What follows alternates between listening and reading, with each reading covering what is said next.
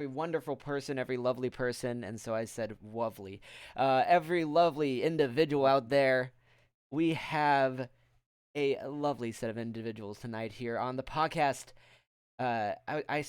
Stopped figuring out which episode we're up to, so I'm just gonna say it's December 5th, and I hope that I'm correct about that. um, man, I'm excited, and if we're lucky, Normcore will stop by. Normcore Eddie will stop by. I don't know. We'll find out. Today we have Danny and TubaSwan. Danny, Tuba. Guess we're gonna talk about a couple things. I guess I shouldn't say what we're gonna talk about first. Let's just go into some introductions. Tuba, I'm gonna let you first of all. This is the first time we're really meeting, which is weird to say because we hang out every day. So, uh, yeah. Would you like to give a little bit of, what you do? All right. Yeah, I go by TubaSwan here on Twitch and up on Twitter and Discord, so I'm pretty easy to find. I play a variety of games, never know what I'm going to be playing next, and I also play tuba, as you can see with all the instruments in the background. Ah, yes. I was like, I don't know the origin of TubaSwan. Is this gonna get weird? Yeah. They're not Yeah, no, purely it's literally decorative. the instrument I play plus my last name. That's it. I mean, we Yeah. could make it weird. I'm sure we could figure out a story for it. Oh yes. In the chat, find a way to make it weird. Get back to me. We're gonna get to that. But yeah. Have you been streaming lately? What have you been playing? You just did a I long stream. Yeah, I did a long stream there yesterday. Had a lot of fun. I just managed to cross over that 300 follower number, so wanted to do a celebration, play a few different games, and play some games with some of my viewers.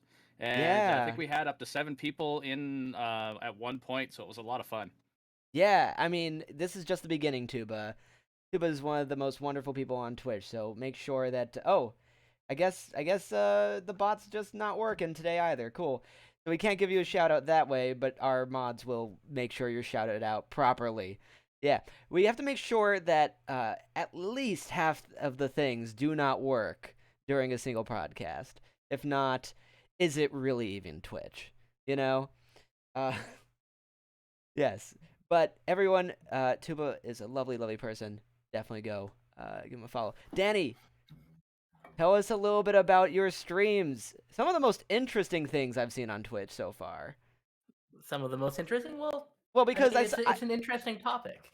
yeah, I mean, because I saw, I know that you guys do like D&D esque stuff, and then I saw, you do some sort of Diablo mixed with that. Yeah. So, I mean, first I'll introduce myself since no one knows me here. I am DannyHurt1. I am a D&D and TTRPG streamer. And I'd actually still consider myself relatively new to both D&D and TTRPGs, as I've only been doing it about a year and a bit. But yeah, overall, in terms of what I stream, what Pog was saying, every alternating Thursday, we have a D&D 5e, which is the current edition of D&D 5th edition. But we've integrated the Diablo world into it. So we're playing. Oh, It's all combat, all killing demons and devils and that it's kind of just like thing. constant. Um, just constant. Well, a lot to do with D&D. People love their role play and they love everything like that. It's Yeah. like the three pillars of D&D are role play, exploration, and combat. So it's like we're just taking the combat one and cranking it up to 11, as you can say. So that's one of the streams I do. On the alternating Thursdays of that, I am doing my first roll into being a dungeon master and streaming my first campaign called Descent into Avernus. So it's like those are kind of my D&D streams, but I also stream other things. They're kind of whatever floats my boat. Right now, we're doing a lot of Phasmophobia with my little Oh brother yeah. and whatever other spooky games we can find. Always important. But Yeah. I'm probably most known for my Dungeons and Dragons and TTRPG content. Yeah, and what is for those of you who do not know, TTRPG? Well, I'm not gonna say for this. I totally know what TTRPG stands for, but obviously, I'm gonna pick out KK. KK doesn't know, so if they, someone who doesn't know what that stands for, what does it stand for? What is it? TTRPG. Oh, TTRPG. Well, tabletop role-playing game. Oh, So it's like tabletop. I should have guessed that. the most that would have been well-known simple. one is most well-known one is Dungeons and Dragons. It's probably the most mainstream that you can get for it. But there's hundreds and thousands of different iterations of TTRPGs that you can find out, and it's just Yeah. an amazing thing to kind of fall into.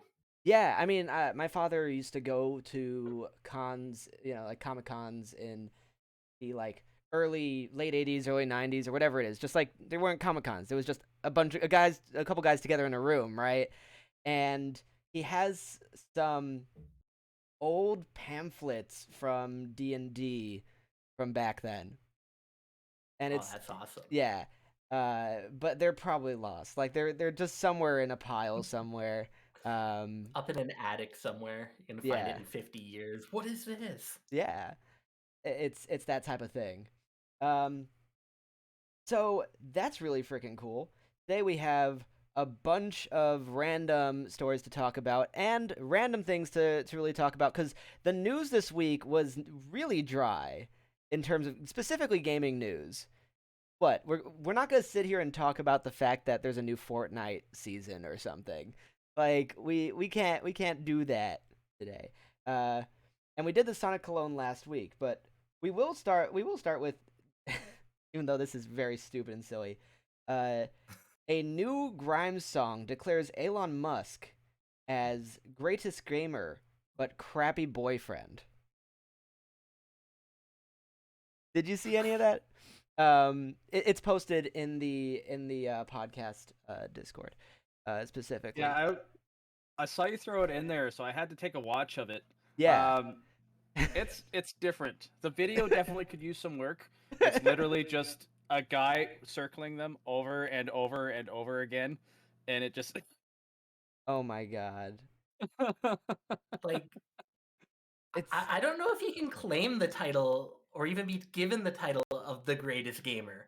He plays a little. I mean, yeah. Not much of a lover and a boyfriend. I can't judge on that. I have never had Elon Musk as a lover. Musk, if you're out there, hit me up. Sure. But yeah, while we're out there, why not as well? Greatest gamer. Greatest gamer. Like, I don't know. It's just such a weird thing to pick out. Like, yeah. No, he was a really crappy boyfriend. What was he good at? I don't know. Overwatch? Because I do know he plays Overwatch. He was cracked at Fortnite, my dude. Yeah. No, I know he plays Overwatch. He's mentioned it in interviews. But my god. Yeah. I mean, Musk mentions a lot in interviews, so at one point, I believe he plays RuneScape, or he has at some point played RuneScape, because he's mentioned like nods to RuneScape in tweets before. Oh, like, yes. Of course you have. He probably played it in the early 90s when he was before he started building rockets. Musk is just so crazy. I love how they asked him at one point, "Hey, how did you learn rocket science?" And for his company, he's like, "I don't know. I read a lot of books." That was it. That was his answer. Sometimes it takes people forever. I read a lot of books. Yeah. It's a valid answer. Reading books learns you rockets. Yes, exactly. We've got more great juicy stories. There's really nothing that happened this week in the gaming world. It's amazing. The best thing that happened in the gaming world this week was I played all the games I bought on Black Friday. I finally was able to play Tony Hawk Remake, and I was like, yes. But one thing that did happen was they either announced or they already added the Nintendo Switch Online expansion pack. Is it pass or pack? I assume pack. They added Paper Mario, which is great, but what is it? It's another. What is it? 30? How much is it a month? I just remember it was very expensive. It was like $50 a year to get. Yeah, I think it's $50 a year, so it's an extra 30 a month, and so you get. I see in the chat someone saying I can't hear you, but it's just the mods yelling at each other. So there's they're giving a game that you can buy on like the Wii U eShop for $10 or $20 as to sweeten the deal that people are super upset about. I don't know if it's just me, but I think that Nintendo had something to do with the dislikes being disabled. The I think second, so. yeah, yeah, the second, um, uh, the second that Nintendo puts out their one thing that gets disliked to heck, its dislikes are gone. Just saying. I don't know if that's a coincidence. Yeah. Yeah, up here in It's a Canada, criticism. it's even more expensive. It's actually $63.99 for one What? person, and What? $100 for the family pass. Do they have to take turns Um, anyways? Because no, just because it's it, Nintendo. Yeah. it's just crazy. I know those are all games I've always really enjoyed. Like I even still have the cartridges for all of them, and Yeah. I was contemplating upgrading my online Nintendo Online just to play these games because they're fun to play. I love playing them, Yeah, and you get to play but them with friends. yeah, but that price tag, that's the kind of thing that's kind of preventing me from jumping on it, especially when these servers aren't the greatest. Yeah. I mean, that wasn't I it mean, like I see yeah. it. Go. Nintendo always charges a premium though. It's like I've always seen Nintendo as that premium that and they dive a lot into like the nostalgia of it, and that's what keeps you guys coming back to it. So I unfortunately don't have a Switch because it did price point its way out of my leagues there. Yeah, But I wouldn't expect anything else from Nintendo. Like I would. I don't know. Nintendo thinks for some reason that they can compete with I just don't know because they're not I understand when they have a Wind Waker HD be $60 or the new one Skyward Sword Amiibo edition uh being Yeah, those ones are $60. full remakes that go in and enhance all the stuff. Yeah. And I do have to give it to them. They added multiplayer, right? But like they're giving multiplayer, but your friends aren't going to be able to play with you because they made it so expensive that your friends aren't going to be able to own it. Like come on. Cut multiplayer and just make it cheaper so everyone plays the games that they love and have local. It's fine. Yeah, Um local would help a lot too. yeah. Be insane. It would be sad. So I asked on Twitter, what would be good enough to make you buy a Nintendo Online expansion pass, and it's like, KK's like, I already have it, but Paper Mario 100% makes it worth it. KK, is that true? It's not. Um, and I guess one other person said specifically if they had the Pokemon games, but they've never put Pokemon games. I mean, they're putting Pokemon Snap specifically on the expansion pass, but they're not going to put any mainline Pokemon games on any of their services. I don't know. I think they would be like, we would never. There's too much They money. also recently kind of did release them with on the 3DS. They released the pack of all the original games. That way, you still had a way to get Pokemon from those games into your Pokemon Yes. bank. Yeah, they had red, blue, yellow, and yeah, gold, silver. Silver, 'Cause you gold, can't. crystal. Yeah. Yeah. on the 3DS, did you say? Yeah. Yep. Yeah. Digital versions. God, I might need to fish my 3DS out of my closet then. Yeah. I If they. got mine sitting right here, actually. Mine's somewhere in one of the closets back there. Yeah. It's great. I mean, I would have if they they put it on a card, I would have bought it, which says something about me. Um, but no, I don't know. It just feels weird. Um, yeah. I So have always liked my physical media, yeah, well, like it's just actually it's buying it. just going away. Just going away. Yeah. What can we do?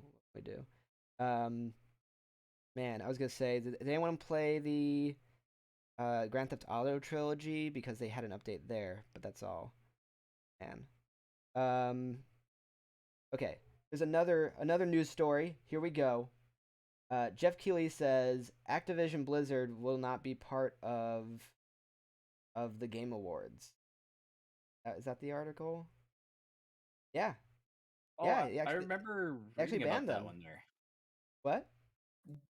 Good Yeah, with I what came remember. out over the summer. Yeah. It's like take some action against them because that was a big old thing if uh, over the summer and whatnot, and they completely tried to brush it under the rug, and it did not work for them. Yeah, that was weird.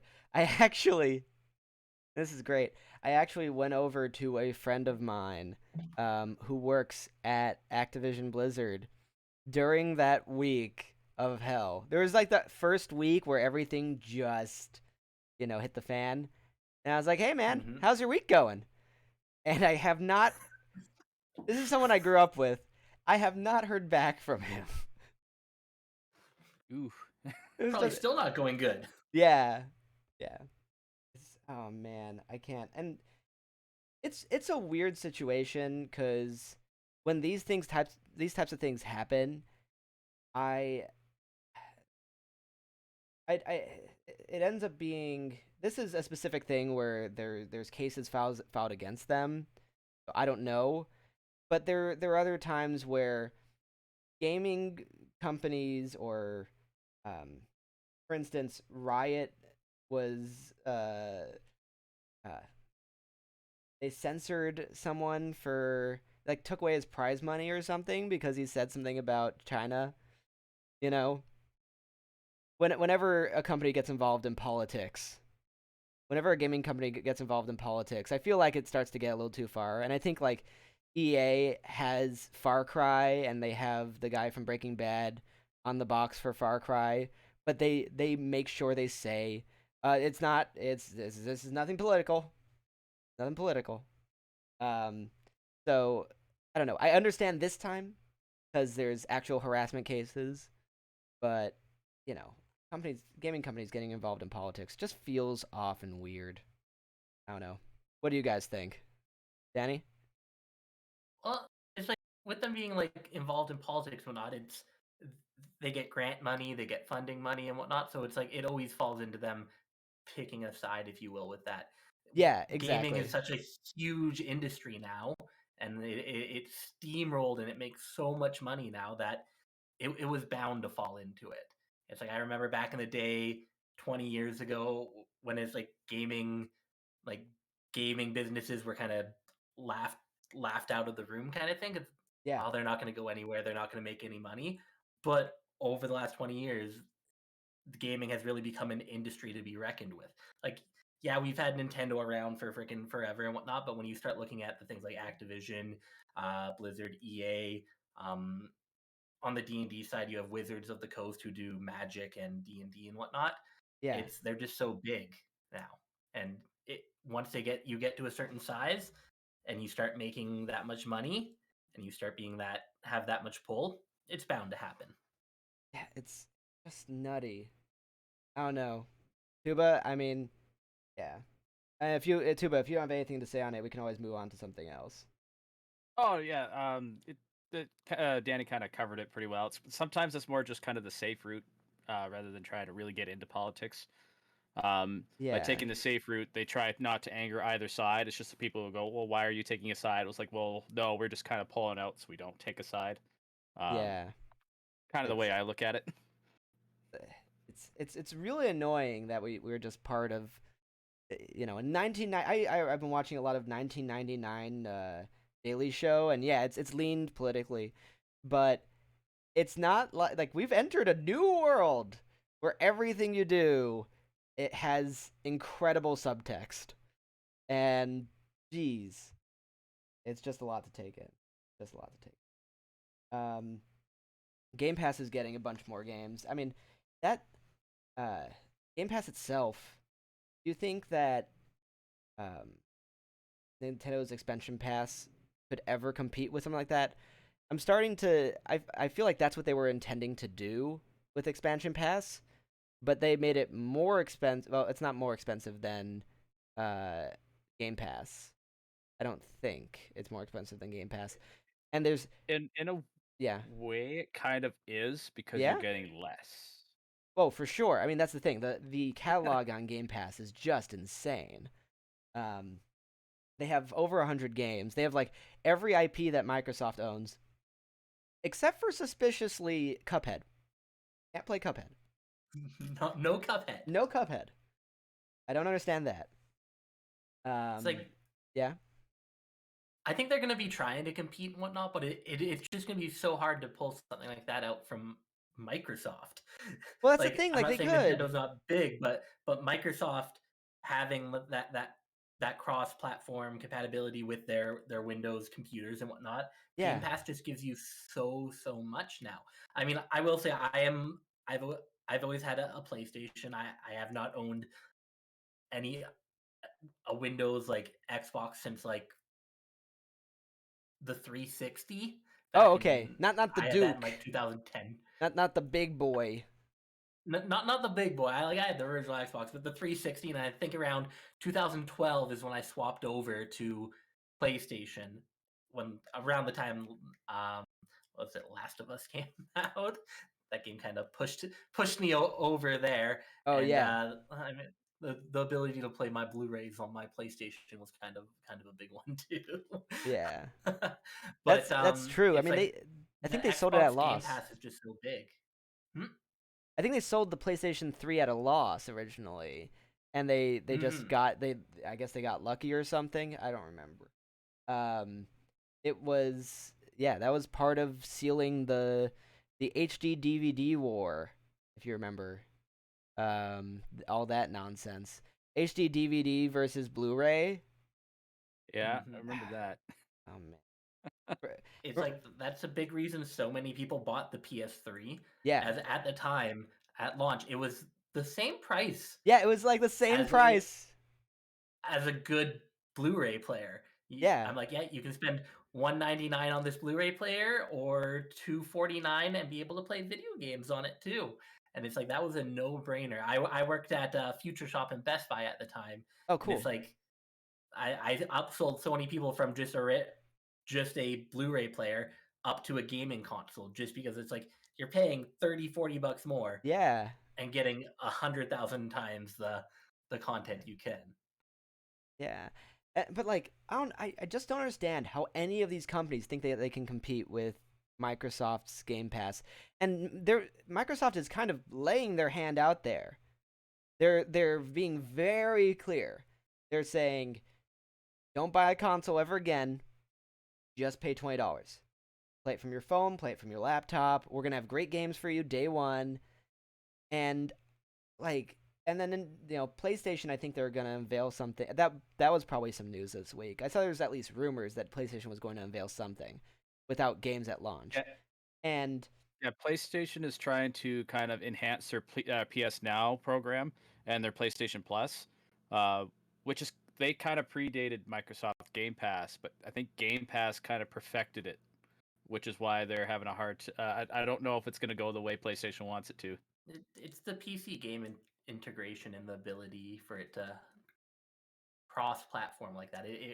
Because we used to have like the console versus PC wars and everything like that, yeah, and then it's like that Game Pass just allowed you can have your Xbox, you can have your PC, you can have it on your phone.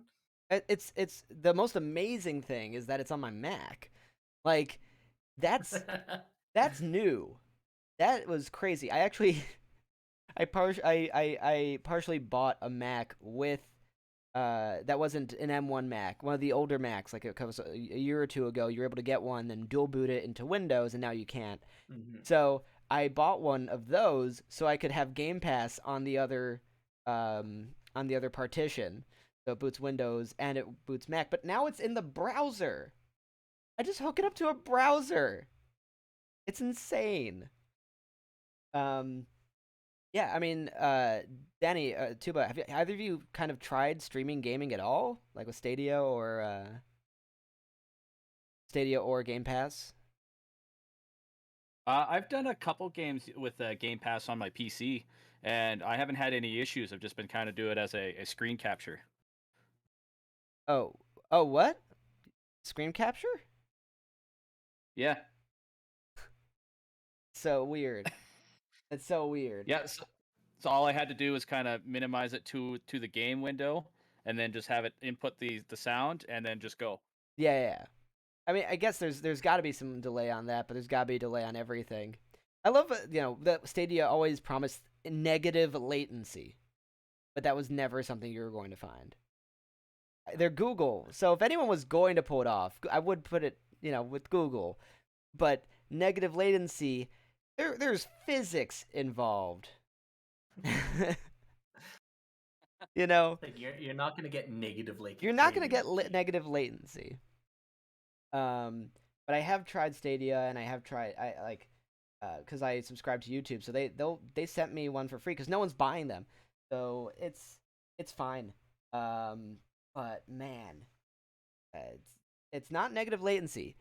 What I think that they should do, I think my stupid 2 cents. Here you go, my 2 cents on Stadia. If Stadia wants to really win things, don't pitch negative latency. Pitch RPGs. Pitch games that are not that you don't have to be Twitch heavy. No shooters, no Celeste is on there. Well, Celeste is you can adjust yourself to something like Celeste, but a multiplayer game will be very frustrating when you have input lag. That's just kind of my 2 cents on that. But yeah, it's so great if you're playing like a turn-based game. I tried Dragon Quest XI, and it was like a cinematic experience from my browser. So weird. So I do have a random question for you, Danny, because you did work. I just always love hearing about this. What is the weirdest thing you've experienced at working at Best Buy? Working in retail brings up just the craziest stories. So, I have lots of stories. Some of them, I don't know if I can talk about them on the podcast. Or amazing. Anything. Specifically, Best Buy. Best Buy, if you're out there. I think, my funniest story, and the one I love telling, is this guy came in and he was having problems with his PlayStation login and whatnot. And I don't know why people can't call Sony 1-800 number themselves. They have to go into a retail store and get this retail worker to call the Sony support line and talk through them. Like, it's really confusing. But it's like the guy, he was locked out of his account, and I'm like, I'm a customer service rep for Best Buy. What do you want me to do? But I was nice. I called for him. And we hadn't talked about what the email was attached to it or anything. Yeah. And when the associate on the phone, because it's like I was talking to him, and then I would talk to the Sony rep on the phone through my headset. Yeah. And then Sony rep says like, "What's the email address?" I'm like, normally I have them write it down before and whatnot, but I didn't with him. I looked him in the eye and I'm like, what's the email address attached to it?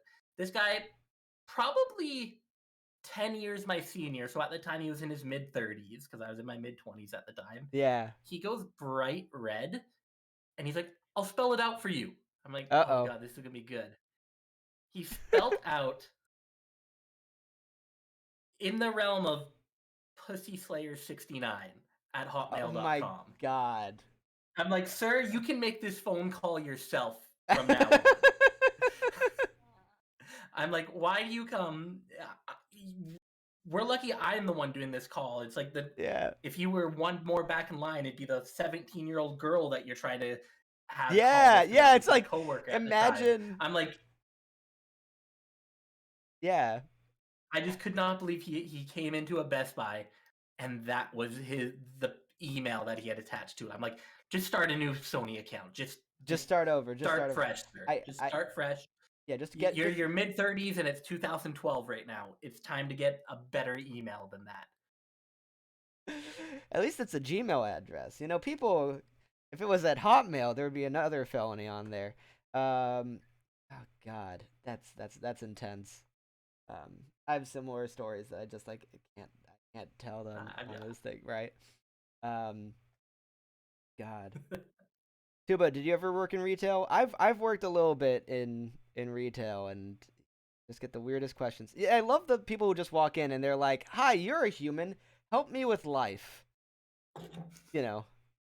Like that, like Yeah, calling I- customer I- service. Do you or not something have a else. therapist for this? Nah, Yeah. I'm coming to see you, friend. Oh, that's yeah, exactly. Yeah, I worked 7 years up at in the electronics department of Zellers. I don't know if you guys have heard of that store. Oh, I have Um, not. Target it's bought out Zellers up here in Canada, but and then they left. and then they left because Target could not last up here. But yeah, I worked there for quite a long time, and there was definitely some interesting characters came through there. One of them came in to ask me for a game, and it was sitting on our counter right here. It's like, "Do you Yeah. have this new game in stock?" And I just went like this. Yes.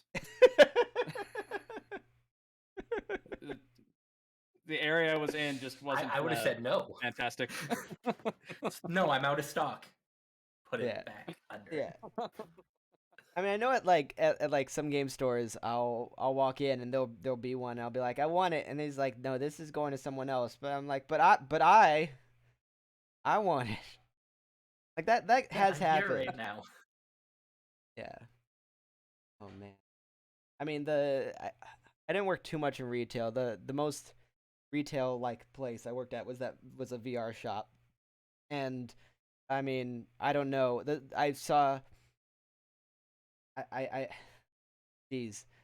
Working at the VR shop, there was just one time where I saw someone run directly into the wall, and like you understand that you're in virtual reality in a headset. Like you're playing super hot, you're in a headset. But the dude, and I just like, this is one of the greatest things I will ever see in my entire life. And he just runs. Like, you can't stop him. You should, but you can't. He's running too fast, and he's in VR. And he ran into that wall, and forevermore there was a dent. There's a head-shaped dent in that wall. We're not gonna fix that. That can stay there for people to learn. Yeah. Oh, it's just amazing. I have Yeah. better stories from my time. So I did in retail. I did 4 years at Toys R Us. Oh and boy. 8 years between Future Shop and Best Buy because they are the same company. Okay. But my time at Is that a Canadian Toys thing? R Us. Is that a Canadian thing, them being the same? Well, Future Shop, Best Buy bought out Future Shop in like the early 2000s and then ran both businesses in Canada. Yeah. Future Shop being a commission-based sales, Best Buy being a no commission-based sales.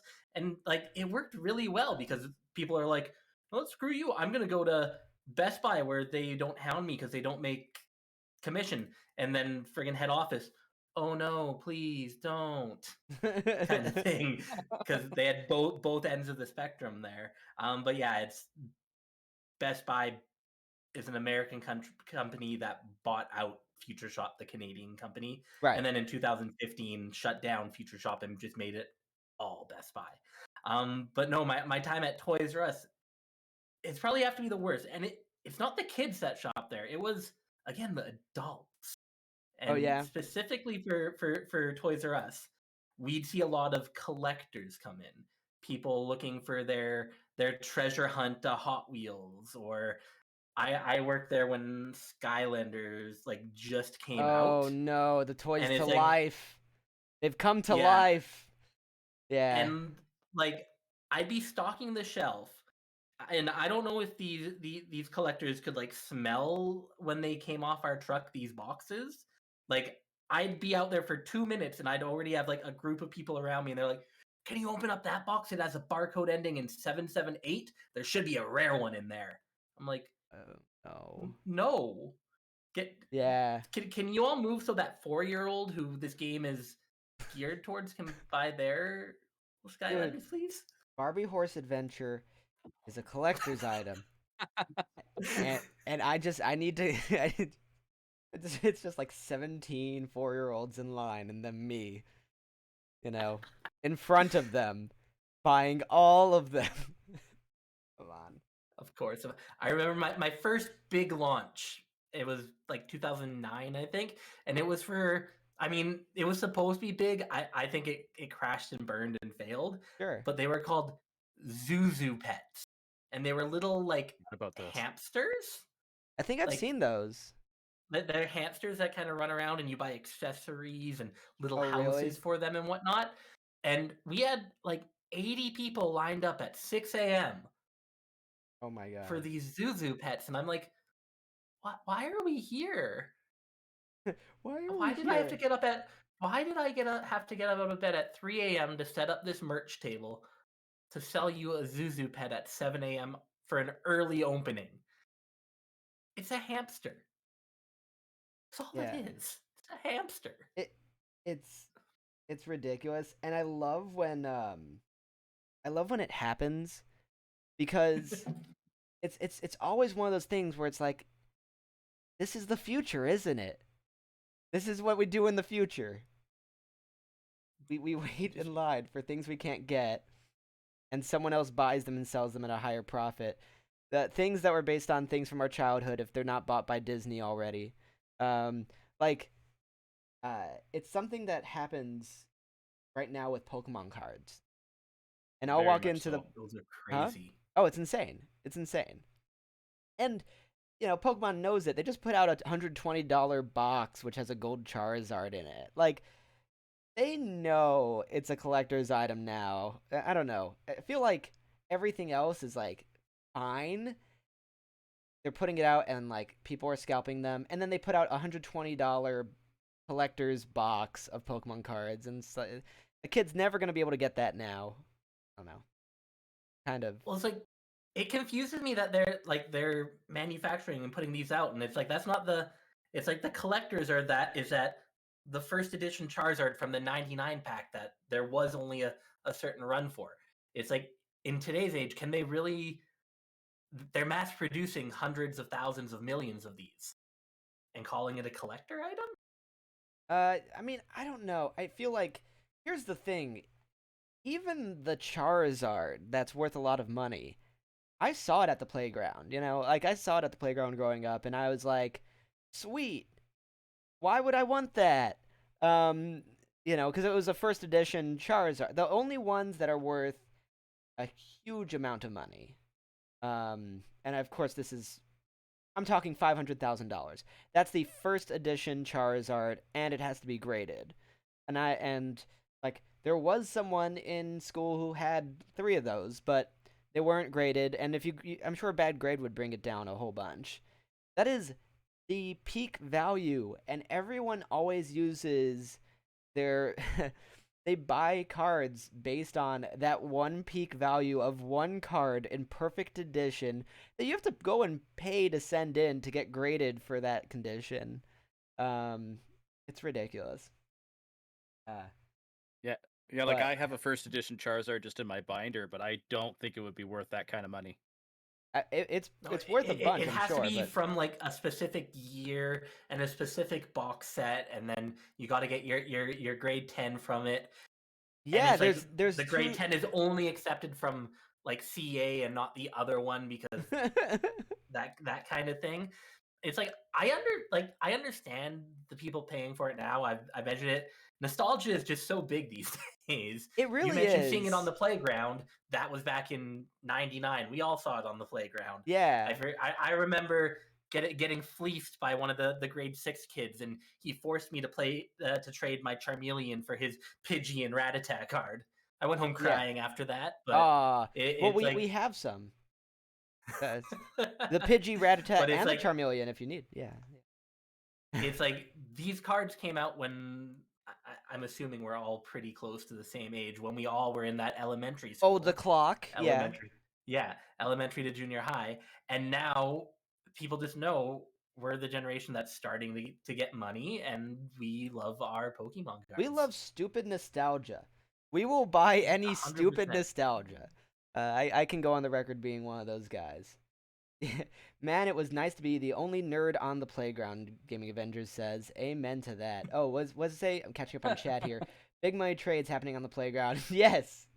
Oh, I remember. It was a real thing. It was a real After school, thing. you'd go to the playground. We would battle, but we would not use any of the proper rules because we were all like 8 years old, Oh, I and was bullied it's for like that. I was none of us know bullied how for to knowing the actually play the rules. game. Yeah, they're like, You were bullied for knowing. yeah. rules. I would be like, hey guys, you're Nerd doing this playing wrong. the game like it should be played. Yeah, they're like, we're taking these cards and we're like doing things. I have no idea what they're playing, but it wasn't a game. And I went over to them and I'm like, no, there are rules to the game. You don't just put everything out on the table and be like, well, mine is higher than yours, so I win. It's not a game of war. It's slightly better or worse than a game of war, but it has rules, and that's what matters. You're the person who plays the right rules on Uno, aren't you? I just played a Magic the Gathering tournament today, so I have to know a lot of rules. Yeah, I play Magic by is the crazy. rules. But I way back in the day, like not way back in the day, I guess 2003, 2004 ish, which could be considered way back in the day these days. I remember getting into Yu-Gi-Oh cards, Yeah, those are and big. it's like I knew how to play it and whatnot, but now these days I saw someone came out with a TikTok, and it's like I sacrifice this to special summon this to special summon this to special summon this. 4 hours later to special summon this. I'm like, is that how you play the game now? Like, what? Apparently, they changed the rules of Yu-Gi-Oh specifically to make it a better game. But and in Magic, there is like infinite combos, just all over the place. They accept that exists. But also, like you're saying, I saw a TikTok of like, hey guys, it's spring break, we're gonna party, and it's like, everyone's in like a bathing suit. It's all these like attractive teenagers going, yeah, we're gonna go play Magic. Yeah, then they all are like, and they're like literally like spring break teenagers having fun playing Magic as if it was like a pool party at a pool party. It's hilarious. I guess it. I've actually seen that happen. You've seen that happen? I grew up in the hood, so I had some very weird individuals. Oh god, you did grow up in Amen. the hood. Yeah, I did. remember we had a band rehearsal. Me and Tuba, we've known each other for, oh god, what's it, 14 years now? Going on Something almost like that. 15 years. And we had a band rehearsal close to his house. It was at your high school, wasn't it? It was. It was at your high school. Amazing. And I'm like, do I bring like a Kevlar vest when I come, or am I gonna get shot when I go? Because it's like I'm from communities much farther south than him, which are more like of the richer communities and whatnot. And I'm just like, I've heard such bad things about your area, and he's just like, nah, it's fine, it's fine. I get there and I'm looking around. I'm like, this isn't fine. I love that my friend, like my old best friend growing up, he was a diamond dealer, and I love that because he would always say that you're wasting your time with gaming and everything, and he had a point. But he was a diamond dealer, and some of the cards, like your Charizard, is worth more than his diamonds that he was dealing at the time. Also, oh my god, for those of you watching the VOD, we just got a raid, so thank you so much, EBC 2021. If anyone doesn't know, we are talking about playground stories right now. Pokemon on the playground, any card games that you played growing up. So feel free to ask any questions in the chat. Thank you so much, and let's get back into it. Oh, Ham is in. Whatever. Whenever there's a raid, there's an assault of just emojis, and it just your senses are overwhelmed. Wall, you love it. Yeah. Going on with the card games, though, it's like you mentioned you just played in a Magic tournament. Yes. I remember I tried to get into Magic. Yes. Only about like 7-8 years ago. I had played a tournament type thing with my Future Shop friends. I liked it and whatnot, and then attempted to play with some of our bandmates, mine and Tubas, because we were in the same band together, marching band.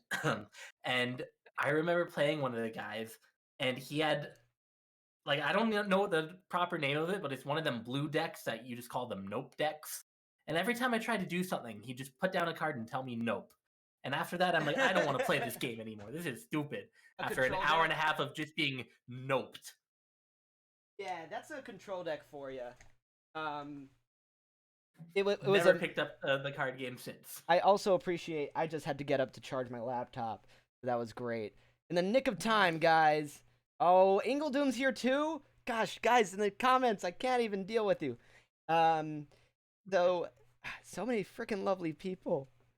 Yeah, I just spaced. You were saying a thing. Yes, that's a control deck, and I like that you called it a. What did you call it? I want to just hear that one more time because it makes me very happy. A nope deck? No, it was something else you said. No. What else did I say? I think you I said. only heard nope deck.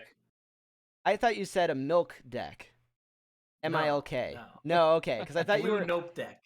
I thought you were facing off against a deck called a mill deck, in which is very blue as well. The first thing I heard was milk, which mill is a thing. So yeah.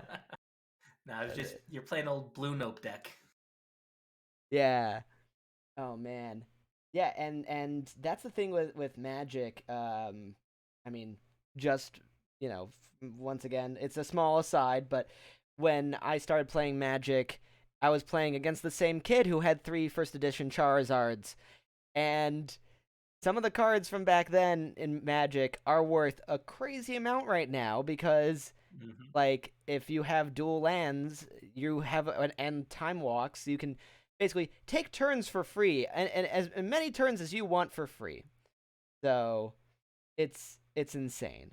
What I used to play against, so I quit and I came back to it because actually there's some great formats that like limited where you draft, you open a pack and you just get whatever kind of thing comes in the pack, or you pick one and you pass it along and you get whatever the other person did not take from his pack.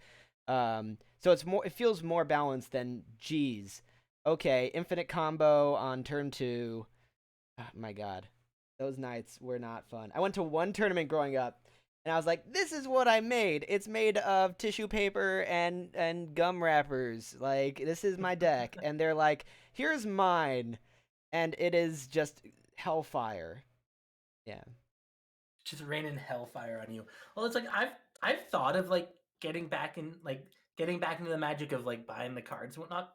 Mostly because Magic the Gathering and Dungeons and Dragons are owned by the same company. It's Wizards of the Coast, and there is so much crossover between the two now.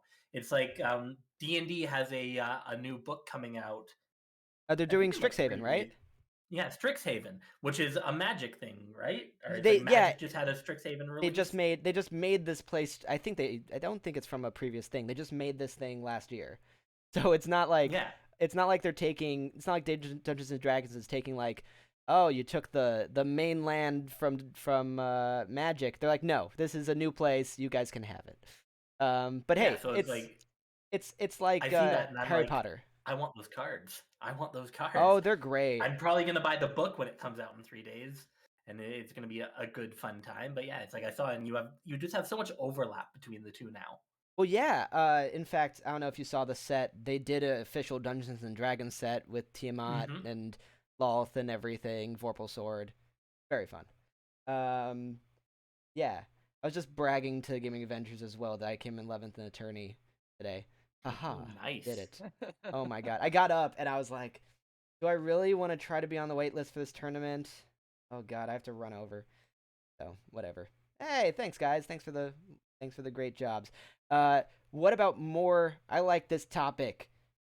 Stories from the playground. If anyone in chat has a story from the playground as well, I think I passed by others with stories from the playground, like Trevor being bullied for buying a Pokemon book, and I think that's why I said, like, my friend who was like, yeah, you're wasting your life with video games, and just like the second I got the first sub on a Twitch stream, I was like, no, I guess I'm not wasting my life. This is what it feels like to make it, right? I guess, I mean, like, I could be, but it sure doesn't feel like it when that happens. So Trevor says, all right, so I went on eBay with my year's worth of chore money, and I decided to buy just a shiny golden colored card of Arceus. Took it to school to show my friends at the gym. My teacher saw it, yanked it out of my hand, and tore it up. What? That's not cool. That's not cool. I feel like that's a felony right there. Yeah. that's Grand Theft something. Grand Theft Arceus. But man, I've had teachers take things away from me, and I've just been like so confused. Like, what? Why are you? What? You're stealing things from me now? That's what you're doing? Okay. Give me my Game Boy back. Yeah, like I don't understand why you're taking that for keeps. There was actually a teacher, and let me know if you want to talk about something else, because this story is if it gets too long, just basically I had a teacher that would confiscate cell phones, and this is back when like the T-Mobile Sidekick was like the peak of the advanced phone you could get. We're talking, I had the brick Motorola something. There was a brick. You could throw it against the wall. It would be fine. That's actually what I did at daycare. Phone in high school? It was right around that time. Yeah.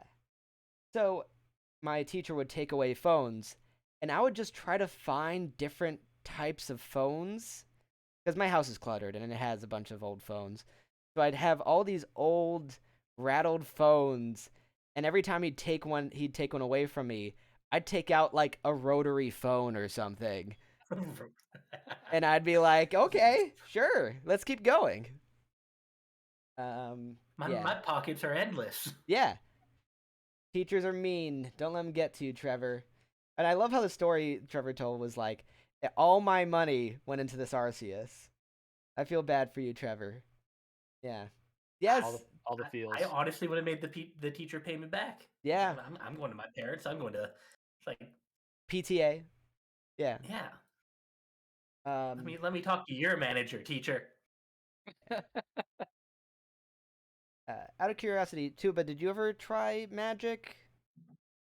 No, I tried to get into Magic. I know it's for nerds, but like Oh yeah, no, like I did try. It very much interested me, but trying to get into it initially was starting to cost too much, because I was already collecting video games, Pokemon cards, and all these other things. It was just one extra thing that would have had to take everything. So I didn't get too far into it. But I've used a lot of Magic the Gathering stuff in my D&D stuff, like with Planeswalkers. I love to include them. Oh, interesting. Yeah, it's, I guess, characters. Yeah. Yeah, that's really cool. Love me a good homebrew. Yeah. Yep. Yeah, my roommates have wanted us to do a homebrew, and like, who has the time to actually become a dungeon master? I guess Danny, that's what you're doing with streaming. I don't know how I'd have time to play Magic when I don't do that on stream. We've got a message from Hamzini, first-time caller, long-time listener. I remember a group of boys in my first grade class said they were gonna gang up on me during recess, and I spent the entirety of that recess running away from them. Don't know why, but I remember finding that experience both fun and terrifying. Oh, there you go. It was like a game of tag, but everyone was in it except for me. That's some Metal Gear Solid stuff right there. Yeah. I mean, it's actually funny because were they ganging up on you because of cards? Because I was gonna relate it back to cards, because I remember there was one kid, and we discovered that they stole the first edition Machamp, which, by the way, probably goes for nothing. That is the card that came with the precon from the first deck, right? Yep. And like we all like surrounded him. Like he ran, we caught him, we got the Machamp for the person he stole it from. But like maybe that was Hamzini. Yeah. Oh boy. So if you've got any other stories, feel free to poke us in chat. We'll say them. We've got more stupid news on the way. I think the article initially was the Game Awards won't take sides on Activision Fallout, but then the update is that they're like, nope, I guess we're pushed. We got to do something. there's an article written on us that we're being, we've taken a side by not taking a side. Yeah, that's what happens. That's unfortunate. Just trying to clarify on that, but whatever. It's elaborated. Publisher is not appearing outside of its categories that are nominated for. Interesting. So it is going to appear because its games were nominated. So, who knows what that's going to be? Not See if card they related. show. I don't think it'll go well if they show up. I think it's gonna be amazing because, like, are they gonna be like Game of the Year goes to Activision Blizzard? You know, Silence. silence. What, you guys don't own phones? Silence. Yeah. I I feel like that's just the day that Blizzard died. Am I wrong? I don't know. No, I kind of agree because they were like basically we know how the future's going to be. You're going to be doing it this way, and then everyone's like, no, But they and were then right. they wouldn't back down. No, but they were right too. That's the thing. Like, people are like, Fortnite's the biggest. Well, I can't say Fortnite is the biggest thing. I've spoken to people who work in all sorts of analytics, and I don't know if Fortnite is as big as it was a couple years ago, but it's huge. Free to play is huge, and mobile is huge. So I don't think they're wrong with Diablo Immortal or whatever it is. Diablo Angry Birds edition. I don't know. I don't think they're wrong. I think that they are wrong with the fact that they announced it. They announced it I think to it was their approach. There wasn't a lead up to it. It was just basically, hey, yeah, no, we're going mobile. Yeah, like, I disagree with it entirely. I think that they should focus their efforts on the stuff that they invented the genres in. I mean, most of the games today are based off of their most of the most popular games today are based off of them. I mean, League of Legends, Dota specifically, are based off of Warcraft 3 stuff, and Diablo is still just a crazy big IP that influenced all of RPGs. You know, and they announced to the crowd. All they needed to do was be like, "Hey, we're also working on this," and say Diablo 4 is coming, and they would have made all the money because it's just a PR. It was just a PR issue, I think. If they just came out with Diablo Immortal and it was passable, they'd make so much money. But yeah, I don't know. We do have another message in chat here. Ham said it was not card related, just a weird day from their childhood. Trevor said, "Well, I'm sorry that, like, there doesn't seem like a reason for everyone to just everyone decide to hate Hamzini one day." That's There was a vote. Yeah, there was a vote. The teacher was in on it. Them childhood playground votes. Yeah. They were brutal. They're brutal, man. And Trevor says the other day a kid from my grade pulled a switchblade. Oh, well, that gets damn. That's less less fun. Ideal. Yeah. I'm sorry, Trevor. I'm sorry you had to go through that.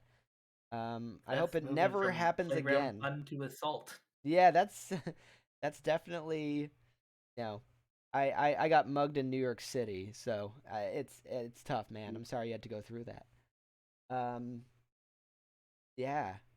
Yeah, the story. Yeah, I started reading that story and then it took another turn. So sorry you had to go through that. You know what we get for free though? There are new costumes for Nickelodeon All-Star Brawl, because they can't call it Battle Royale because that was already done by PlayStation before, and Battle Royale does not mean that anymore. Just doesn't. But yeah, there's, what is it? The #1 costume for SpongeBob. There's, I have to take a look at what they have, but they gave free updates. That's kind of neat. This is a game that I love me a free update. Yeah, I appreciate a free update, but two, have you guys played or seen anything about Nickelodeon All Stars Brawl? For those who don't know, Nickelodeon All Stars Brawl is the Smash Brothers ripoff. It's not a ripoff, but whatever. It's a Smash Bros. Like. What else do you call it? Platform, stage fighter. Battle Royale. No, we can't call. Ah, It's like I haven't played it myself. I've watched some people stream it, and I Yeah. know that there's a big old like not controversy, but on the it launched right around the same time that RuneScape had a big update because I still do play and pay attention to RuneScape. And with this RuneScape update, they actually paid a whole bunch of streamers to play this update and whatnot. Yeah. Except one of the big name streamers, the day before it came out, was like, "Oh yeah, RuneScape sucks, and I'll only play it for a certain amount of time to get paid, and then I'll come back to the Nick All Star Brawl." And he was not playing RuneScape the next day. Ah. oh, Because they dropped him after that comment. My God. Yeah, it's yeah, I don't know. I think that they did do a great job. Like their marketing department was just it just seems like it's the developers who were like, "Hey, we're developers who play Smash Brothers. We know what people want to see. They want to see like wave dashing and then give it to the pros and just see the crazy stuff that happens there." It just seems like that's, I don't know. Having said that, it went down from, was it 40 or 60 at launch? I think it was 60 at launch to like 20 on Black Friday. that sounds about right. It's not one I personally picked up, but I've heard really good things about it, especially with the characters they have into it. Yeah, I mean, as an old school fan, it's a huge deal to me that they included Powdered Toast Man. You know, Powdered Toast Man. Yes. like that is really old school Nickelodeon stuff, and it's Love 2 me a reps. Ren and Stimpy. Yeah. Apparently, his new costume is just he's now got like the brown toasting layer on him. Oh, he's toasted. Yes. What'd they do with Ren and Stimpy? They have Santa hats. Oh, from the Santa episode. Okay. Love it. Yeah, like the amount of love and care that was put into that game is I just feel like they must have had a small team and they did everything they can. And I've never seen a game that can compete with Smash Brothers in terms of, Nintendo polish. Maybe just maybe oh man, Rivals of Ether would be the only one I've seen where it just like has it down. Like what is the if you weren't playing Smash one day and you wanted to play a different game, maybe you'd be like, "Hey, let's play Power Stone 2." Like what game would you play if you wanted to play a game that was similar? It just doesn't exist. It's very interesting that now everyone's throwing their hat into the ring. You know? I don't know. Well, it's great seeing like developers and whatnot go into these passion projects. As like you said, you can really see that it's like these are people who love the game and they just make it the best for themselves, kind of thing. And Yeah. we all see it for them. And that's why I love the idea these days of like the Kickstarters and like the small dev companies and whatnot doing this. I backed a Yeah. dev game, Solasta: Crown of the Magister, which is really small, based off of D&D. And Okay. it's like when you go into it and play it, you're like, this is like one of the best Dungeons and Dragons adaptations that I've played. It's like it blows Dark Alliance out of the water in my option, and Dark Alliance is the freaking Wizards of the Coast game that they came out with. And it comes from a team that was a Kickstarter and has like less than a dozen developers. So it's like it's amazing Yeah. what they were able to make. I'm sure Baldur's Gate 3 when it's all done is going to be better, but it had a lot more money placed into it. It's very interesting, especially because I develop on the side. I have no time in my days But I do game development on the side, and I see a lot of game development because I'm in like Thomas Brush's Discord, and he's the guy who made Pinstripe, and he has a course and everything, and so I see a bunch of people's gaming ideas, a bunch of people's work, and some of it just rivals. It doesn't rival AAA titles, right? You're not gonna rival AAA titles, but you have to ask yourself like what makes these games fun, and a lot of these people put their heart and souls into indie games. And I mean, I know for myself, I've been very clear that like Hollow Knight was just one of the greatest things I've ever played and can replay it all the time. But I feel like a small team that is passionate can do far more than a large team. Like a large team with a bunch of money, Wizards Unite is not going to do as well as Hollow Knight. I don't know. You definitely see that in modern games too, especially when they're a long-standing franchise. Like for example, Assassin's Creed dropped in quality for those few years there, even though they had a huge team. But then you have, like you said, Hollow Knight. Yeah. I'm playing through that kind of on the side here, and I'm absolutely loving it. Yeah, and I mean, obviously it's an outlier, and not all games are. I just feel like the not all games are like that, but there's always, like, for instance, a Sonic game is not going to be like that. A Sonic game will never reach. I will keep buying. I just bought one of the newer Sonic games. I will keep buying your game, Sonic Team. Having said that, you know, We won't talk about 06. No, talking about 06. well, we're not talking about 06 because Bird Cultured promised me he'd send me 06, and I haven't been able to play it yet because I haven't bought it because he said he'd send it to me. But we will. It's an alright game as long as you don't hit the glitches. Yes, yes, everywhere and everything. It's yeah. So I was actually at a GameStop the other day, and I looked and I found a copy of Sonic 06, and it said platinum seller or whatever. And I was like, platinum hit. I'm like, this sold that many copies? Are you kidding me? We didn't bury this in the same landfill that had Atari cartridges? Like, seriously? But I guess not. I guess not. I guess not. Man. Great. What were we on? I know the Nicktoons thing. I know we were on the Nicktoons thing. Wow, my mind draws a blank sometimes. I didn't want to move on from the Nicktoons thing yet because there was some other costumes, but we can. We can always do that. I think there was. I have all the costumes up here if you want to know what they look like. Yeah, tell me if anything kind of catches your eye. I know they did a Ninja Turtle one that was grayscale, like the comics, like the original comics. Yeah, both Ralphio and Michelangelo just went to grayscale. Such an easy costume to do, and it makes everyone happy. Sandy from SpongeBob went to her karate outfit. Amazing. Ta from Avatar looks like she went to the Ba Sing Se outfit. Okay. The only other one that really kind of sticks out, I guess, would be Reptar. They changed him to a pink skin. Yeah, the like other that. Just kind of pink skin. Yeah, they gave him the Donkey Kong treatment. Like, what was that?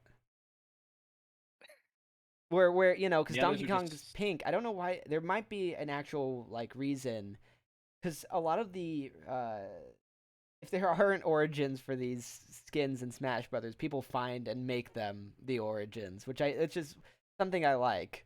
Because Sakurai never says specifically if it's from something. But yeah, Donkey Kong has a pink skin for some reason, so I hope that's just an homage to that. I would like that to be an homage to that. Or is it maybe it's just the Reptar cereal? Here's another one. We got another story. It's hot off the presses. Animal Crossing Nude Horizons glitch has villagers go naked. I saw that. Interesting. Yeah, I'll throw this in our channel. But yes, apparently, yeah, I love this subtitle. This tagline: villagers are getting really comfortable in the Happy Home Paradise DLC. A little too comfortable. Yeah. there's a lot of glitches going around. I know there's a duplication glitch in Diamond and Pearl as well, but I mean, I don't know. I've gotta make all the villagers go. That sounds like it would be hilarious. Like what? It's not like it's not like it's gonna be anything special. Speaking of Diamond and Yeah, I think Pearl, there was. yep. No, go on. It was just a small. I was looking into it earlier this morning about what happened, and it sounds as though what happened is, you know how sometimes you can have that slashed lined outfit where it's invisible, like when you place it on the ground. Oh yeah, Rather than wearing the white suit, they're wearing the actual the mesh. remove the color. That's Yeah. amazing. Yeah, I mean like, I don't know if this is safe for work or not, but there you go. There you go. Honestly, not a bug. That's a feature. That's a feature right Yeah, there. it's like they call it a bug right now. Put in a month, it's gonna be a mod. Well, yeah, it's gonna be release the whatever cut. Release the clothing cut. That's what it's going to be. It's gonna be a hashtag for God. Um, Animal Crossing uncut version. yeah. You saw them with clothes. That's it. So we are ending December. And we have one thing that came out recently. I think there's only been one real game that came out recently, which is Diamond and Pearl. And I see, Tuba, you've got a special thing behind you. What do you got back there? Yeah, sure do. Oh. It's actually a bag that kind of got released with the Pre-order bonus? on release night. If you went to pick it up, you got a free bag, and I got the double pack. Yeah. Yeah. I actually found the double pack as well for at Costco for a couple times for 100. So I was like, you know what? I'm gonna try to get both of these at some point. Yeah. So I got that, and then I had to cancel the other double pack I ordered, but they sent it anyways, and now I have to. I have And two get double two double packs. Yeah, I have to return this other whatever. So annoying. Customer service, right, Danny? Customer service is the worst. Customer service. I'm glad I'm out of that. Yeah, Just Yeah. glad I'm out of that. And but that's no, it's really like with yep. with Diamond and Pearl. I know Tuba, you were saying you went to, like, it wasn't a midnight release, right? But it was like a It was, late release of it. yeah, 10 p.m. I was just gonna go pick it up the next morning, but then my work got canceled, and I was sitting there. I was like, well, I was supposed to be up for another couple hours anyways. Well, here we go. I'm gonna have to go get the game. Picked it up. Yeah. But there was like 50 people in line. I It thought was those days were over of people lining up in at retail stores. You've for never that. seen a Pokemon release, a Pokemon card release. they don't get as big up here for some reason. Yeah, it's like I think I went to the one last Pokemon. big Yeah. one I saw. Sorry, go ahead. No, I said I think I saw like 50 people, or maybe a little more, or a little less at the Nintendo store for the last release of one of the releases for Pokemon cards recently. So that's just kind of where we're at. And there's only one Nintendo store. It's in New York City. Well, maybe one in I don't know. They might have opened one in Japan.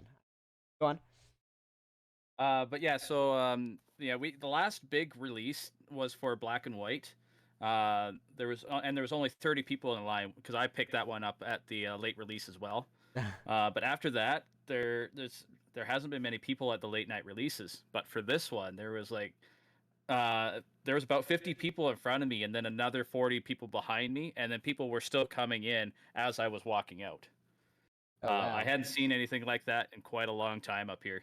And I think it's just because it was the Gen 4 re-release. Yeah, people really like this one. re-release might do that. Yeah, I know it's like from my time at like Best Buy and whatnot. I've worked many a midnight releases, and it's like I think the last big midnight release, the last three I remember, there was the World of Warcraft, like it was the Panda thing way back in like 2012.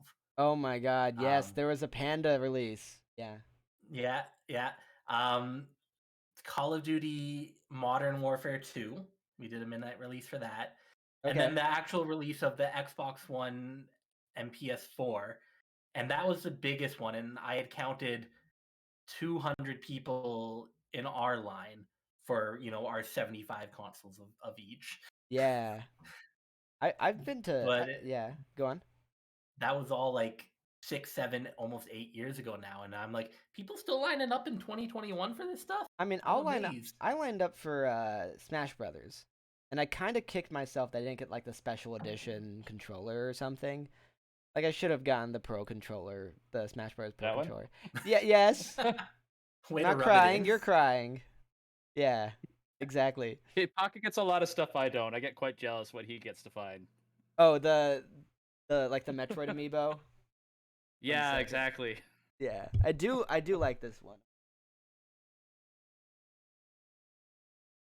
Grabbing it for the sake of everything. Yeah. But no, I should have grabbed that. That was great. But I was in line for like the Wii release. Mhm. My dad waited in line too. I don't know. Like, what are you doing? You should get some sleep. And we went because Universal Studios in Los Angeles. I don't know where it is. It's probably not North Hollywood. Universal Studios did midnight release for the 360, and I remember the midnight release for the 360. I didn't get one. I only got one recently. But that was crazy. They had like kiosks for you to play in the stores, and the line was down the block. It wrapped around. It just kept wrapping around, and like I passed by like Kevin Pereira waiting in line, and like it seemed like all of Hollywood just was there waiting for a 360. I don't know, just a time to be alive. Yeah.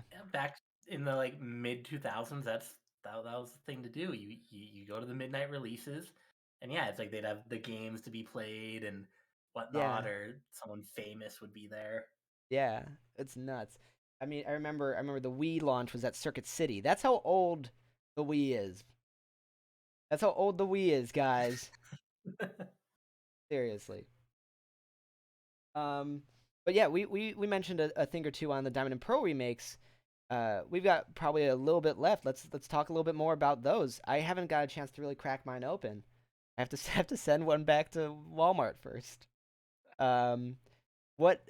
What do you think so far with the remakes? They seem super the same. What do you think, Tuba? I'm actually having a lot of fun with the remakes. Anyone who's kind of holding off and really kind of enjoyed that gen or skipped that gen, I would recommend it.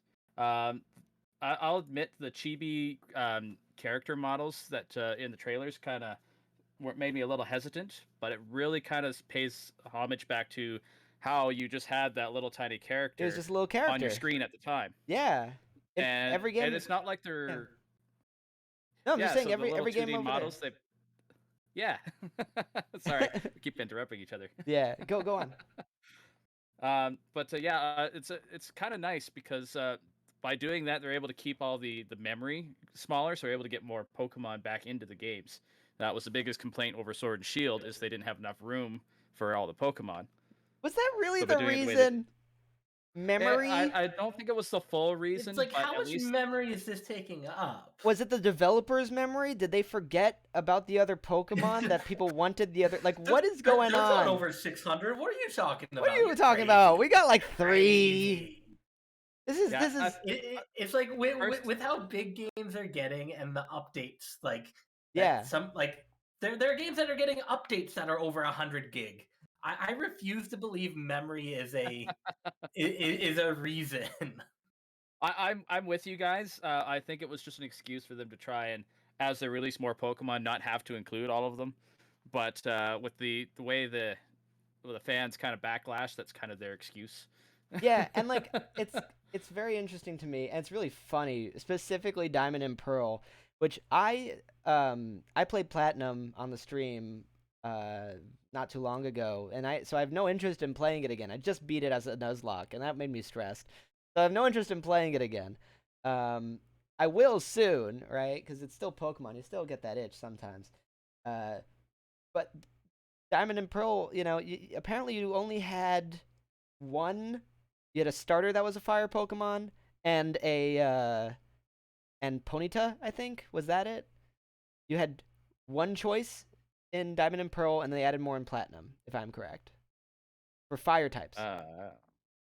Yeah.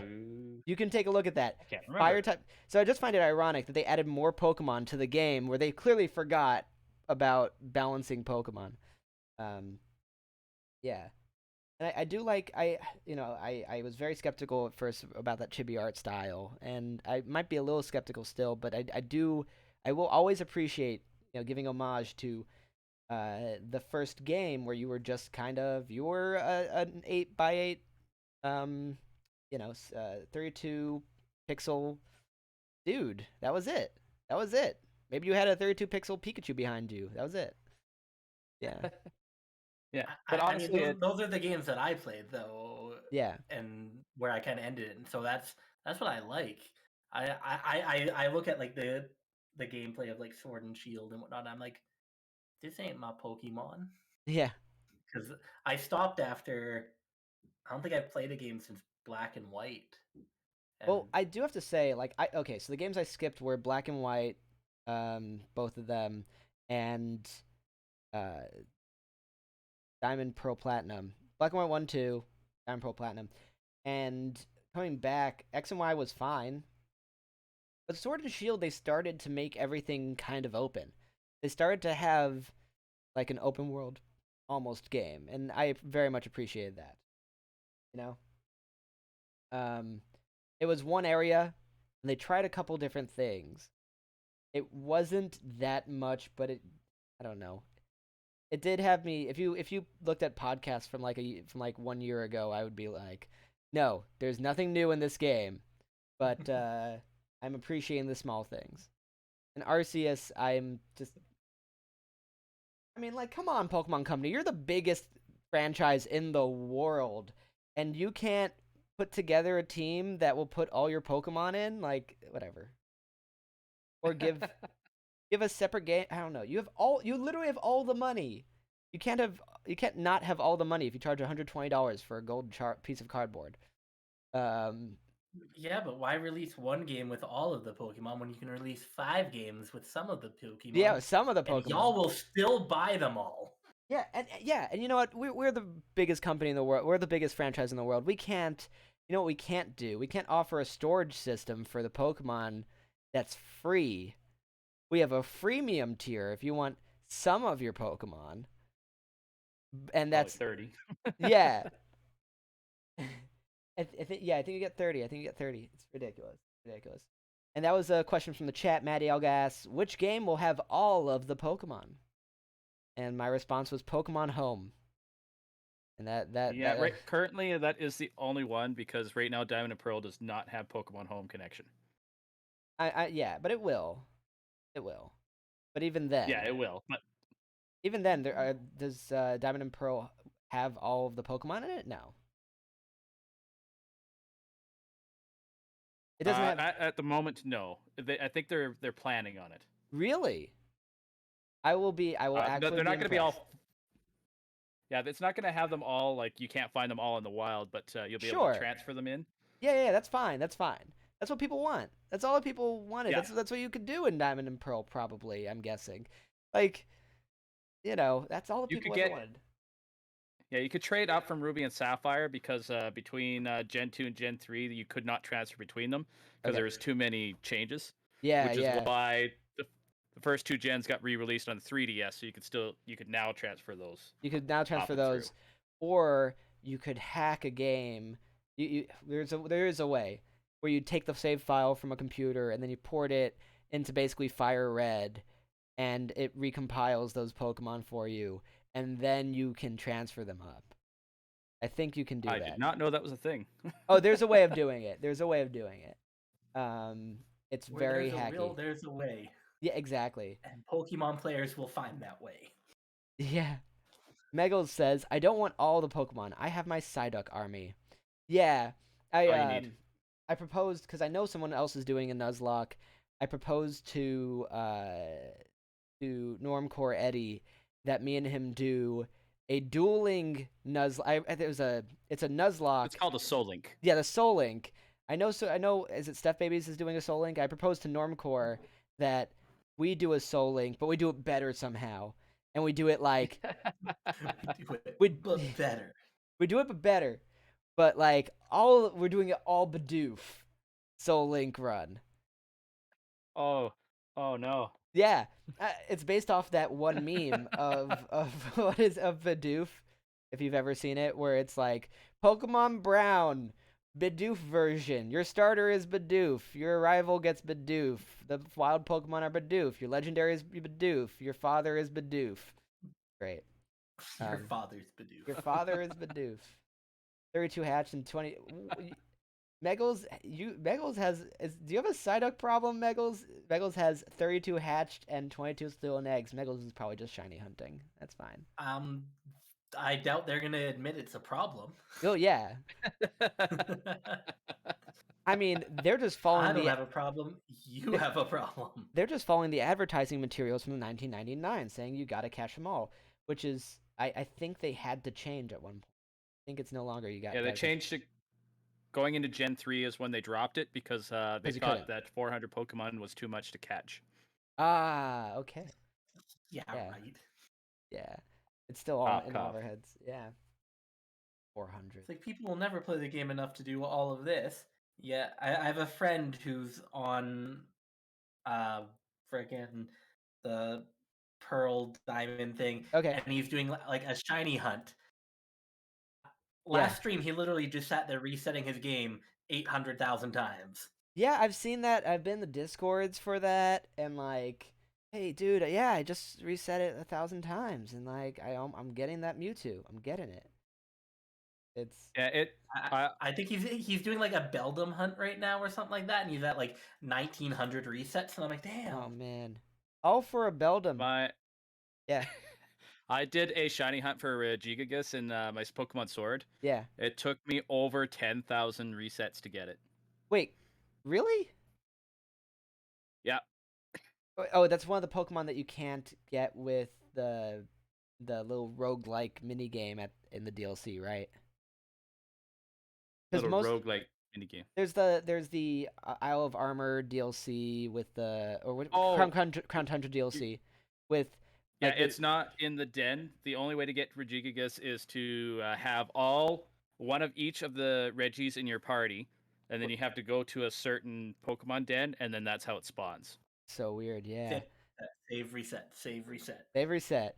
Yeah, I mean, I like shiny hunting in that little roguelike thing. That's like, it feels to me like a little roguelike mini game, Pokemon game. The Crown Tundra Den DLC.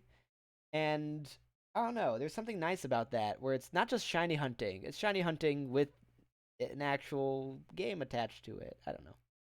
It was nice. It's the only time I've shiny hunted. Resets. What? 10,000 resets to this one. Isn't like a shiny like a 1 in 2048 or something like that? There's a whole equation. For Regigigas with a shiny charm, it was 1 in 8,000. Yeah. You're a little dry.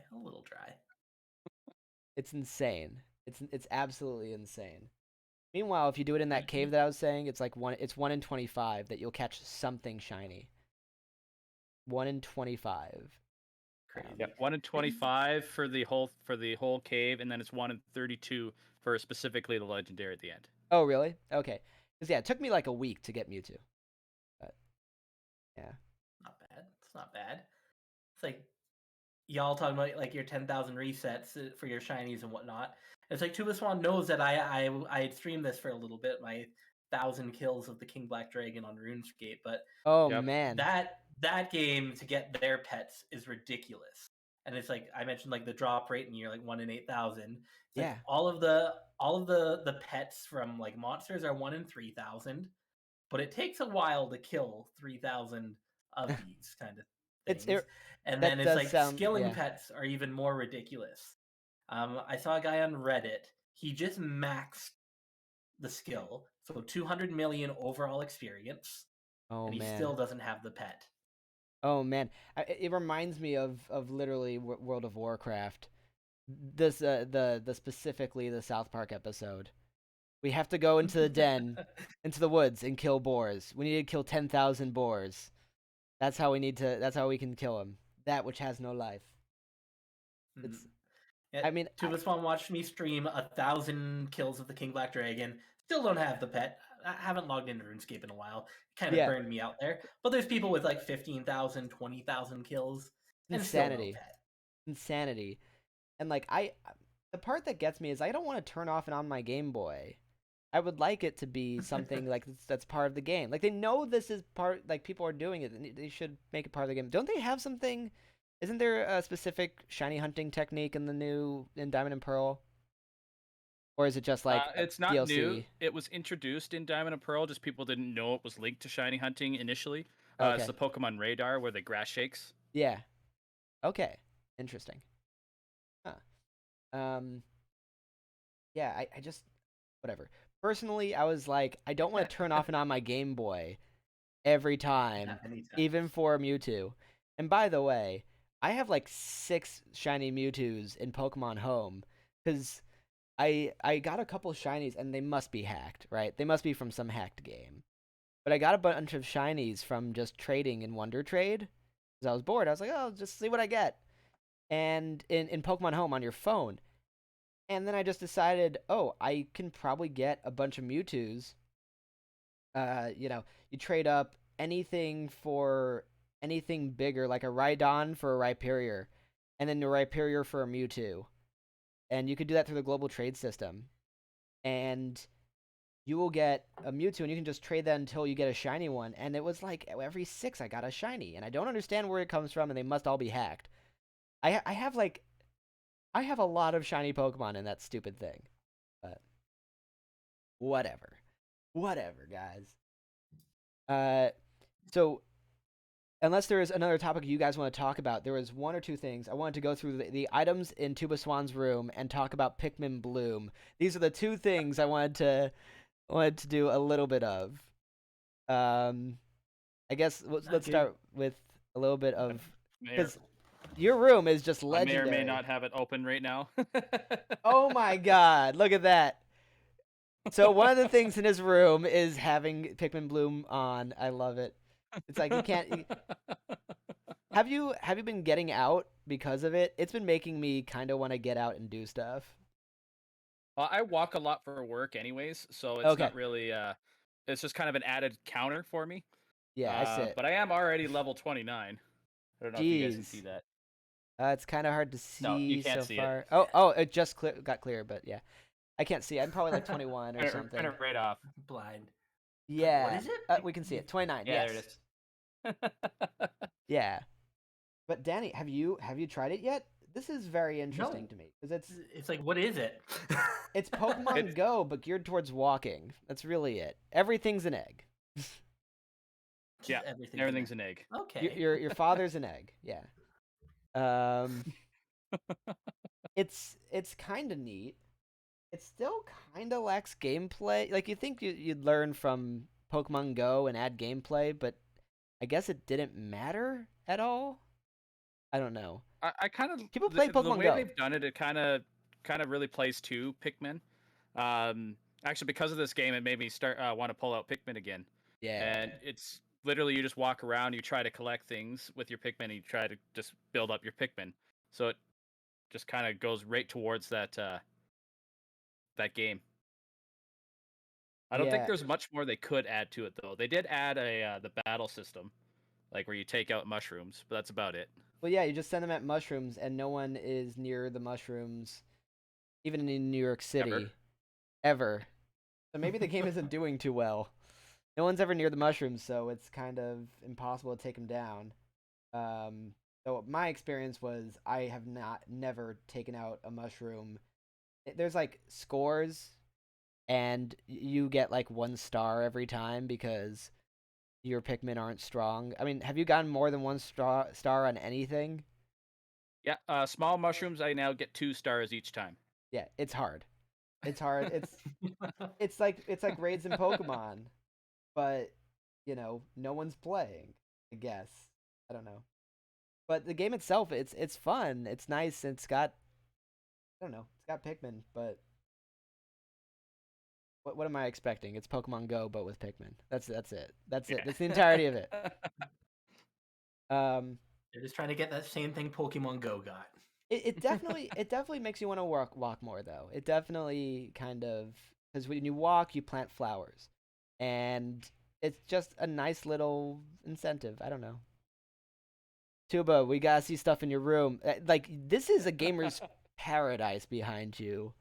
What are we Well, you should looking see at? the like to the I think it's to the right of him, all like his wall of freaking just not video games, but board games and whatnot too. Oh, He's really? hiding so much. That's It's a amazing. mess over there. So, or I'd pan it over. Unless you want me to take 2 seconds to clean it up. Oh, whatever you want. I have I decked out my room to make it look like a podcast setup with as if I was a YouTuber with, every YouTuber needs to have stacks of games and paraphernalia behind them like you have. But then I realized it was just the worst it was like the worst angle or something. I remember. Oh, right. Because my TV's over here, but I can never see where people. I can never look at the camera when I'm streaming. If all my gaming paraphernalia is behind me and I'm looking to the side, I'm never looking at the audience. So whatever. That's streamer problems, man. I'll need to fix This one, it. you got the perfect setup there. We can see all what's behind you there, and you're still looking straight. Yeah. I don't have enough room behind me to put anything up. I got my Canadian flag and my lighting and whatnot, but I can't put anything into that wall, which is unfortunate. I wanted to get all the D&D books up there, but my door is a sliding door, so I can't actually hang anything on that wall. So, if you would put something up on that wall, what would it be? And Tuba, what is one or two items that you're like most happy about? I was gonna say proud about. What are one or two items that are like the coolest to you? Because like the Hyrule Shield and sword are already pretty cool to me. There's a lot of stuff I could really get into. I know I have my Amiibo collection kind of splayed out. Oh over, man, I I've got a got. shelf up there. Can we have a a photo shelf of that there. sometime? I want to see your Amiibo collection at some point. I'm gonna bug you for that privately. And then I have all my all the Zelda books, all the actual official ones that got released, the mangas, the artifacts. That's what those are sitting on, and then I have the medallions from Ocarina of Time sitting on top of that. Oh man, that's awesome. Whatever, I'm gonna need a photo later. We're gonna post that to this. That's really cool. Like, I remember on my wall, I wanted not my diploma, but the Pokemon gym badges from Gen 1. So in San Francisco, I went to a hackerspace and I printed them out. I don't know where they are now. I think they got lost in the shit in like moving. But like that's what I want on my wall, not my diploma. But the reason I haven't done that is I've actually never collected all 150, and I wanted I wanted all 8 gym badges and then the diploma, because you can print the diploma from Pokemon if you get the Game Boy printer, and I think you have to use Pokemon Yellow. You can print the diploma. Nice. That's one thing I never managed to grab was the Pokemon printer, and I've always wanted it. Mm-hmm. But when I was that young, my parents, not just my mom, would go, "Well, you can just print something off on the computer. We're not buying you an $80 printer for your Game Boy." Yeah, I had friends who had them, and it's bad. It's not great. It's bad. It's not great. I will find someone to print it for me at some point. Well, I have to finish collecting. Another story. Danny, if you were to put up anything on that wall you can't put up, what would it be? 6 months ago, if you had asked that, it would be like my D&D books. I was planning on, getting all of the physical books and everything. I got my main ones here that I'm running. But over the summer, I ended up buying all of the content digitally because it ended up being a lot cheaper. Oh, but yeah. I'm like, do I want to buy like half a dozen books just to have something like that behind me? But just something that homage to kind of what I love, and that is currently Dungeons and Dragons. Yeah, that's great. I mean, look, I buy everything in physical, and also like I will buy players guides and stuff. And it's a different situation because sometimes I'll put away my phone for a day or something, but like, and I'll kind of disconnect from the digital world and still want to do things. That's why I got back into Magic. Pandemic. What else are you gonna do? But yeah, that's it's so much different when you get something digitally and you can't. I don't know. You can't showcase it or anything. You can't showcase it. You can't. No. You can't tell your two friends that like, whatever nerdy thing you're into. Like, hey, look at my stack of Magic the Gathering cards. This one is a squirrel. They like pass by the squirrel. They're like, I like this one. You're like, this is the cheapest one there is. But yeah. Alas.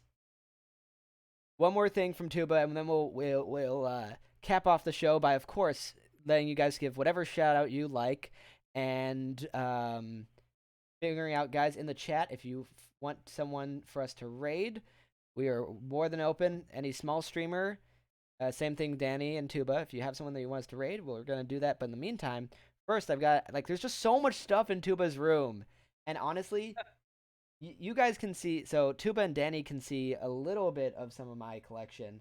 I think they're pointed directly at my some of my sealed amiibos, and Super Mario 2 in box. But nobody else can see that stuff. They can see Bowser. That's it. But I'll give you guys a tour later. But yeah, Tuba, your room kind of looks like my room. What one other thing would you highlight? There's so much I guess stuff. I could show you one of Club Nintendo's very last items they ever released. It's kind of tucked in the corner here. Oh, because they were legendary, I remember. Those Club Nintendo items. The Hanafuda cards, specifically. This here is one of the last things they ever released. What and it's is that? A collection of all of their original bits. Nice. I have never opened it, and on the back side, it's got a whole thing here. But yeah, this is one of the last items that they ever released. Wait. So what is it? They're like blocks? So no, you know the little buttons that you can pin? These are all the pins. So it's all the pins. Wow. Yeah. That is and they're so all cool. from the original game. I'm trying to block the light here so you guys can Yeah. I can see some of them. It's just like weird to, yeah, because they look like blocks because of how thick it is. Yeah. So some of them are just the basic ones, and then you have the it has pictures of the buttons that'll be in behind them. Like the pipe here is just the basic item, but it's a green button in behind. Oh, it's so cool. What is the map in the center? Is that a Skyrim map? Star Road asks. It's actually Breath of the Wild. I was gonna say, I was like, okay, not Skyrim, Red Dead. What else would it be? You got to before me. Yeah. With the amount of Zelda stuff he has up on the wall. Yeah. I mean, I've yet to get my Hyrule Shield. What I do want, my dream thing is Majora's Mask. I want Majora's Mask. I've wanted to make it. I'm sorry. Yeah, it's cool. Keep it up there. Don't accidentally tear it or anything. Oh, no, it's a cloth map. I don't need to worry about tearing it. It's cloth. My lord. Yeah, it's a cloth map. That's why I wanted to bring it closer, but I'll just snap a picture. Yeah, that's so cool. Yeah, Star Road said they need the Breath of the Wild map. Was that something you found custom, or is that like a pre-order bonus? I'll grab the thing it comes from. He doesn't throw anything out. No, I mean, he's like me. This room is a complete mess. This computer is sandwiched between Metroid Dread Collector's Edition and the 30th anniversary of Fire Emblem Collector's Edition. But that map comes from this Collector's Edition box. The map lives inside this thing. Then it's got the collector's creating a champion book. Oh, cool. And it even has a little soul orb. Oh my god, that's amazing. Yeah, and that's where the map came from. That's it's amazing. Actually official, and it also came with the official photo from the game. Oh, is there an official photo? Yeah. All of them together. I love me artwork. Yes. Oh There man. she goes. I'll fix that later. Star Road apparently has a bunch of junk. That's amazing. Oh man, we'll probably go back and forth on that. Yeah, I don't think I have anything as cool. I think you've won. I think Tuba's won the stream tonight, guys. Guess it's There's no winning. There's only enjoyment. Yes, exactly. So with that, we'll have to start. We're gonna start. So think of someone to raid. In the meantime, guys, check out Danny and Tuba. I'm gonna give them a second to shout out whatever they like. Mods, post their stuff in the chat if you can. I think my bot is working right now. So well, let's go with Tuba first, I guess. No actual order. Tuba, you can shout out yourself. You can talk about Rice Krispies or no, just Well, as I mentioned earlier at the beginning of the stream, you can find me here on Twitch, Discord, or Twitter. TubaSwan. I'm pretty easy to find. Definitely love. I love having conversations about anything. So, would love to see anybody come by just to talk, even if it's about Yeah. stuff in my background. I think I spelled you right. I gave the I typed it all really quickly. Yeah, you got it right. What are you playing next?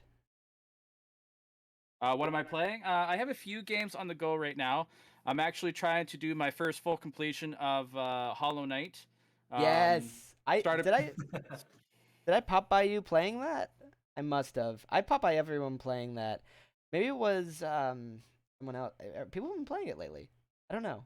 Yeah, probably Malegio. He was playing it as well. But yeah, and then the other one, I'm playing the original Pikmin. Started that one up just yesterday.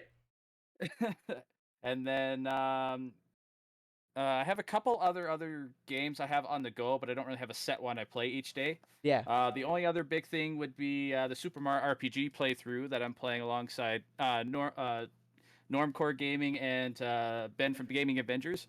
Yeah. And then that's the one we're doing our podcast about. So cool. And so check out as well 3-player EXP. Is that it? Yeah, on Twitter, our handle currently is 3player5. 3player5. Player 5. That's awesome. So I'll great. just grab the link. Yeah, grab it, post it, and we'll move on to Danny. Danny, what fun are we going to find? Because I did see you were playing. Are we getting more Diablo? Are we getting more? Tabletop Diablo? Because I have to pop in for one of those streams. I just don't know what. 100%. It just sounds, because I grew up with Diablo 1, and the mood it makes is, I mean, terrifying for a kid like me at the time, but it's a mood. It sets a mood. But yeah, what else can they find by you guys? Yeah, so it's I'm just gonna give a shout out again. If you guys do like what you heard about me today, make sure you drop me a follow. DannyHurt1 on Twitch here, DannyHurt11 on Twitter, which I am very active in. We do our Diablo stream every second Thursday, so it was just this past Thursday.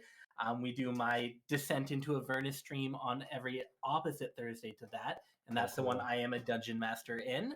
Other than that, I'm actually trying to put myself out there a little bit more and get into more other people's streams. So on Tuesdays, I actually am a player in a stream called Check These Out. So I'm in a 4-parter with them right now, and they have to be some of the best role players I have ever seen or ever played with in D&D. Okay. They are amazing, and I'm so happy that I've been able to play with them, because I will say it's they're helping me be a better player and being a better dungeon master. I love it. All of that can be found on my Twitter. Oh, heck yeah. Which is DannyHurt1 as well. DannyHurt11. DannyHurt1. Add the extra 1 on there. Yeah. The 1 was already taken, so I had to add an extra 1. Yes. Because I'm the best, and Yeah, you're number 1. Yeah. 1. Twice. Yeah, you say it twice. It's to reaffirm it. Yeah. Tuba, Danny, do you have someone that you want us to raid now? Because we have to give our plug for Raid Shadow Legends. No, we are not sponsored by Raid Shadow Legends. Raid Shadow Legends. God, I love how that. Swan, do you have it's- anyone? I mean, if you guys don't, we'll head over to Bird Cultured. I do see someone who I follow who's currently doing a Dungeons and Dragons stream. Sure, whatever. Oh, who? If they're Who do small you streamer, follow? we can send the love uh, over. The Star name is Road. Ranger Noodle. Star Road, thank you for the biddies. I hope you enjoy. It's so great to see these people. See everyone show up for just the great. I don't know, whatever. I get weird when I get flattered, but you all are amazing. Thank you guys so much for being here. What's the name? Could you put in the chat? We'll send the raid over. You guys. Ranger Noodle. I don't get to watch them very often because they stream at weird times, but they are fun to watch. Let's do it. /raid Ranger Noodle. And for us, I guess a little bit of housekeeping tomorrow. We are going to be back with an Animal Crossing stream. I think we're going to be doing it early for me, which is 7 EST. And, come by, have some fun. What else was there? Yeah, next week, another podcast. Maybe Normacore will be around then. I'm gonna We'll reach out. see. We'll find out. Whatever. Not meaning to pressure him. We've also got a lot of great people coming up, and Danny, Tuba, of course, you guys are invited back if you ever want to. Love it. It's always just the greatest to learn from fellow, I was gonna say fellow nerds, fellow passionate people who share these silly interests. So guys, send Ranger Noodle all of the love. Grade message or something. I don't know. And guys on YouTube, we'll catch you later. I'll click raid now. We'll see what happens. Typically, see my computer, it takes I don't know, as much time as it takes. This computer sucks. So, we're still live. I'm just waiting. Yeah. It looks like you're over on there. I'm on there already, yeah. Pulled me over. Whoop, raid. Absolutely. So, anyone viewing at home, we'll catch you later. Be well.